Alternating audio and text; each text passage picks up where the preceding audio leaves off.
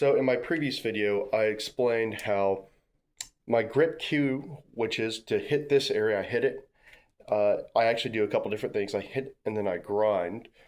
Um, how my understanding now is this helped me develop a slightly better nuance that will help me help me direct my pressure vectors even better. And it'll help me apply more exact pressure instead of just applying big pressure.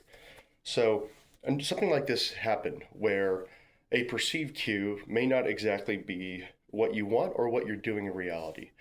Uh, so, a good example is that about a year or a year and a half ago, a high level shooter told me and that hey, you should always slap the trigger, or at least that was my take of what this person said.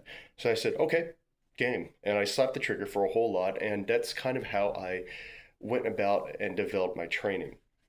Later on, another high level shooter said, hey, that's not exactly what he means. Pay extreme attention to what he's doing with the trigger, especially on high confirmation shots or say shots at 25 yards. And I did. And this person was not slapping the trigger.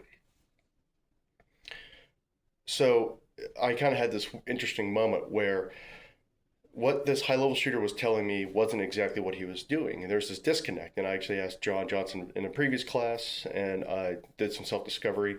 And it kind of came to the result that the cues that you internalize may help you shoot better, but may not be exactly what you do. A really good example of this is that a cue for a good pull up is to pull the bar down to you, not pull yourself up. Obviously, if you pull down a metal structure, I'm not sure how many pull ups you need at that point, but it is a cue to help activate the correct muscles.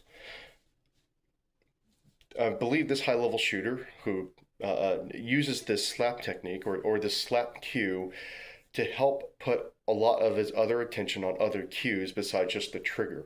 When he needs to shoot a headbox at 25 with partials or a high confirmation target, he probably has to, he then puts his energy, his information, or his cues into how his hands are feeling, which your trigger is part of your hands as well.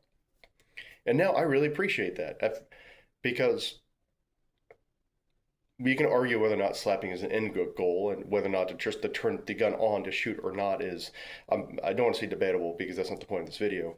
But how you think about cues is extremely important. But first, you have to have cues.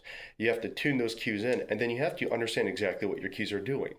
And you can do this for grip, sights, and trigger because those are the holy trinity. Those are the ones that give you the biggest feedback.